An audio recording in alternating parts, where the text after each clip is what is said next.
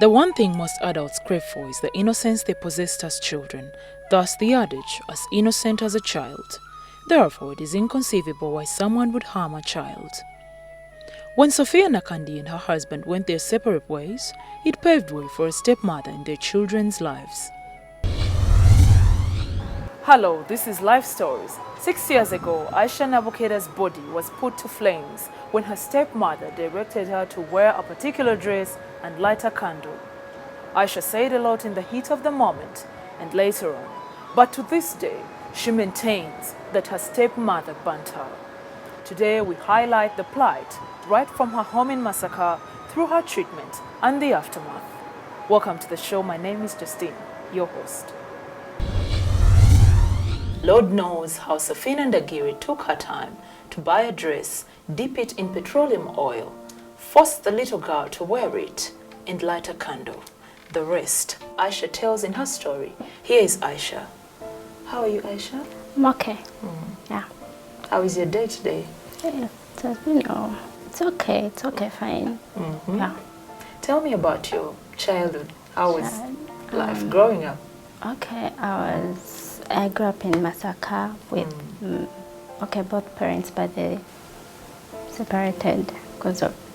At what age did your parents separate? I don't remember, but I think I was in primary 2. I think 4 or from primary 4. How was life before they separated?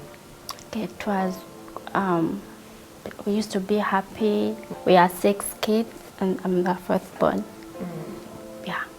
I know you were young by then, but did you find out any reasons as to why they could have separated? No, I don't know. You don't know? Just misunderstandings. Yeah. Most instances with broken families, it is the children who suffer the most. Aisha Nabukeera was no different. So Aisha, what happened when your parents separated? When they separated, my dad got married another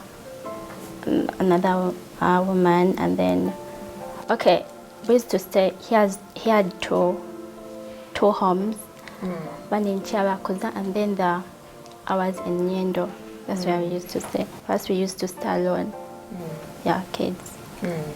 Yeah. So Aisha, tell me, when did your stepmother come into your life? I think I was in primary 4. Aisha's closeness with her father was eroded at the hands of her stepmother. Her pain started way before the burns that we all know about. What was the relationship between you and your father? I mean, besides the fact that he separated with your mother, but what was the relationship between you and him? When he separated with my mom, he used to love us so much till he got married to another woman. That's when he started changing. He never used to sleep at home. He used to some days and then he goes to the... So, in as much as he used to do that, were you friends? I mean, you and him, besides your siblings? Okay. Because you were... Not that much.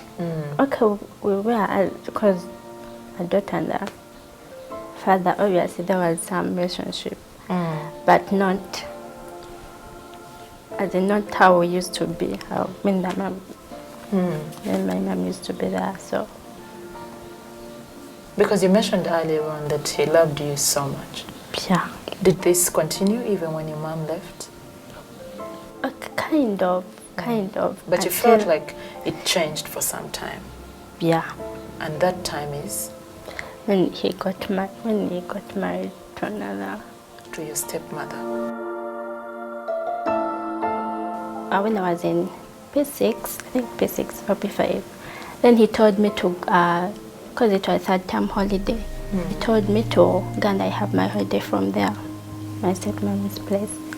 So I went. I spent the whole holiday there, and then it was a Sunday. I remember it was 5th February. I was like, because we are supposed to begin school on 6th. So I was like, Dad, I'm going back home because I'm going to P7. So I was like, okay. So when it reached Monday morning, my stepmom was like, you wait, she'll go the next day. So when it reached on Monday, yeah, my dad went, so I remained there. So it reached in the evening, it was around 7.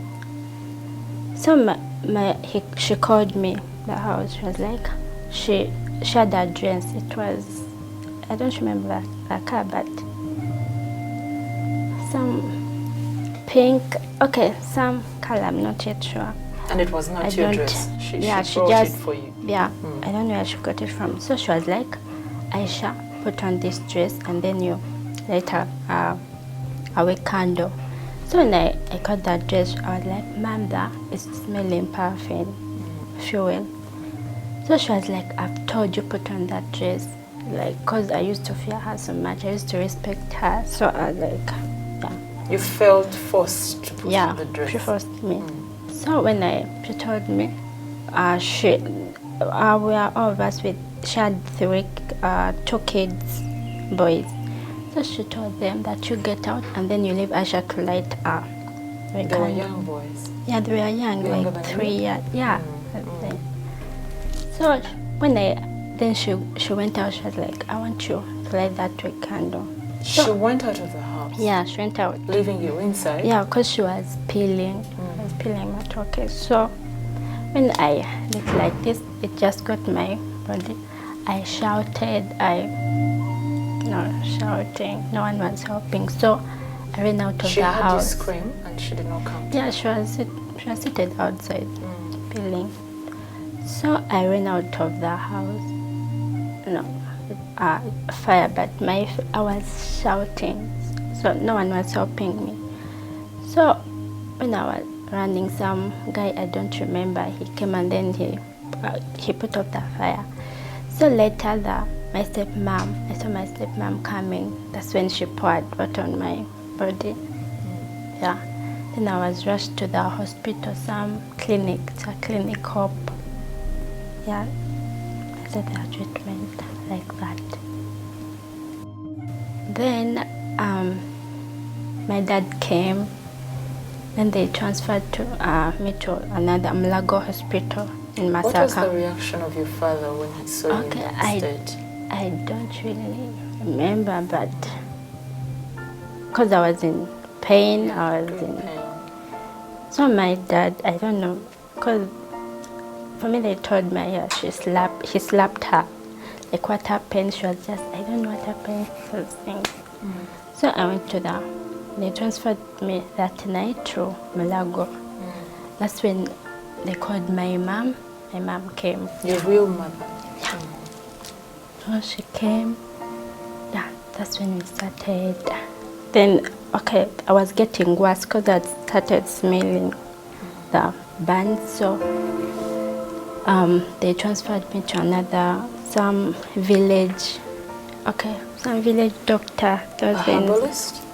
Okay, I don't know. He had retired, but I'm not sure. So I went there. Yes, they treated me. Yeah, my dad, the treated that time, and then he just abandoned me. So it broke Aisha's heart that her father did not believe her. The pain is so evident. This was her own father, a man she loved, trusted and looked up to. But he turned against her at a time she needed him the most. Aisha, what annoyed you most about that experience in your life? What annoyed me most is when my dad defended the wife. And then he couldn't believe me. Yeah, even the relatives of them.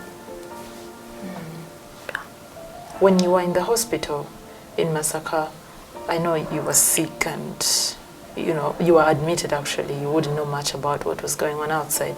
Yeah. But did there seem to be any kind of sensitivity from your dad? Did he seem to be sensitive about the fact that there was something unclear about the circumstances under which you got burned? About my dad, what I'm not sure, he was like, because I used to say that thing, So when I went to that village, that village home hospital, I was getting fine. That's when I started talking. I started eating. So he came. He asked me what happened. So I told him. So I started. Those are lies. My wife can't do such things. So for him. So he doubted you. Yeah, he doubted, and then I think he still does. Yeah.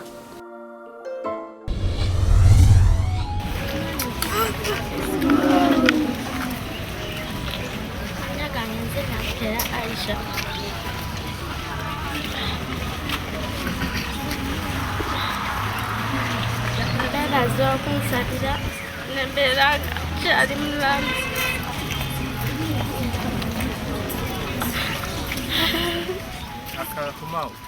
Aisha Nabukeera's ordeal was too much for both the young and old, men and women.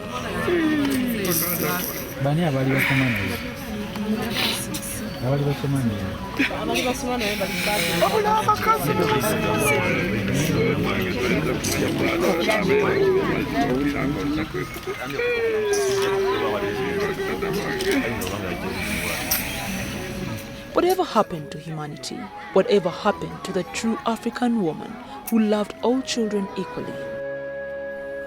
All over Uganda, children are punished like slaves, children are burnt, children are refugees in their own homes at the hands of stepmothers.